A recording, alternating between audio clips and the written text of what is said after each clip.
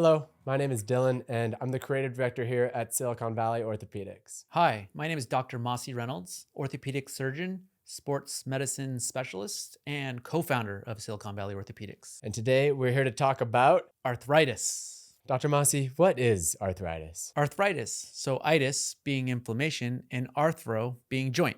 It's inflammation of a joint. Well, how does that even happen? How does a joint get inflamed? So inflammation of a joint, especially chronic inflammation, can happen in so many different ways. There can be genetic components to it. There can be post-traumatic components of it. A patient can have an inflamed joint chronically after an injury, and there can be an inflammatory component, like an autoimmune component to it. A lot of different ways that one can develop this. What does it feel like? What are the symptoms? The number one symptom of arthritis is pain, but also patients can have swelling in their joints. They can have loss of motion, which leads to loss of function. And secondarily, they can develop weakness when they have loss of motion and loss of function. Sometimes they can have mechanical symptoms like clicking and locking and catching, but more often than not, it's pain and swelling that patients recognize. Well, what's the pain like? It's variable from patient to patient. Sometimes it's intermittent, sometimes it's constant. More often than not, it's actually more painful at night than it is during the day. And depending on the activity, it can flare up after long walks or ascending or descending stairs, long periods of time sitting down, etc.